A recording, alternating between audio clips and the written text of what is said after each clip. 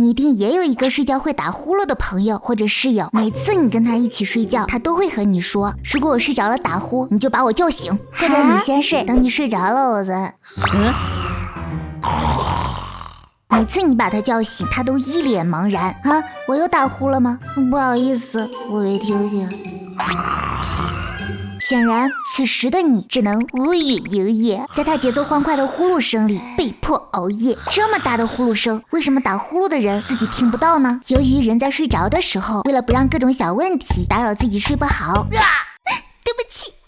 我们对外界的各种视觉、听觉等等，都会随着睡眠加深而相应降低。真的听不到耶。所以小小鼾声还完全不足以把深睡中的人弄醒，打呼噜的人也就往往意识不到自己会打呼噜，但有些人实在堵得厉害，导致打呼噜声音太响，甚至突然憋气，也是会被自己的呼噜声吵醒的。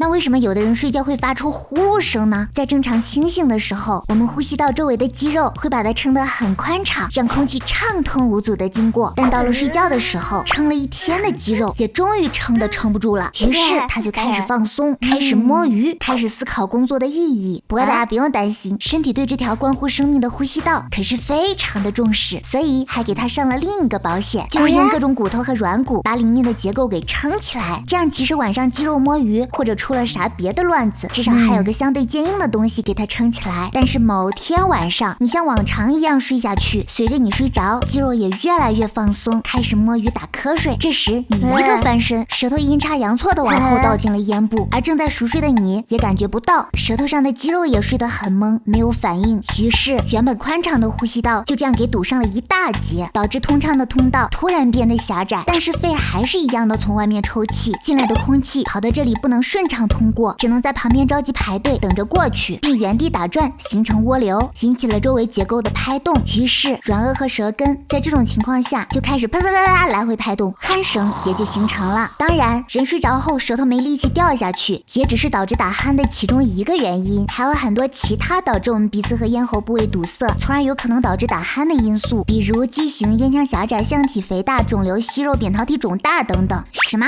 语速太快你们记不住？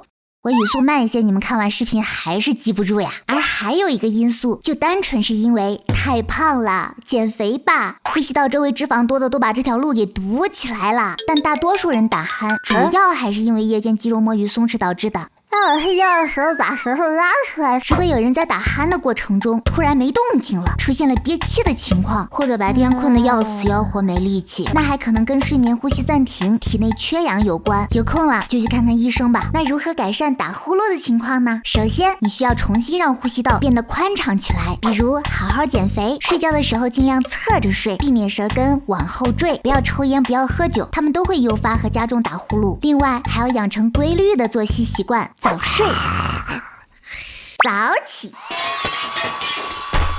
当然也可以利用一些矫治器来阻止舌头掉下去等等。如果你去医院检查发现自己打鼾跟某些疾病有关，那就尽快去治疗。但其实呢，现在对于许多打鼾的治疗方法都还是很有限的，而打鼾也是少见的自己发病别人难受的症状。如果你身边睡着一个打鼾的人，你也可以利用耳塞救急，不过会有半夜耳朵里痛痛的副作用，或者你也可以打断他的施法，把他拍醒，趁他睡着前自己赶紧先睡着。不过这非常考验你的身体它争不争气。实在不行你就多想想这个人的优点，心情可能会舒服一些。心情好啦，睡眠自然也就好啦。他人真的又善良又可爱又坚强，不仅勤快还舍得付出，做事情努力又负责，性格更是乐观开朗。可是他半夜打呼。我是花小乐，我的梦想是成为一名睡眠质量超好的博学的画渣。对了，你还记得我之前说的除了舌头没力气掉下去以外，引起打鼾的其他几个因素是什么吗？我说的没错，已经忘了吧？嘿嘿嘿，我也已经忘了。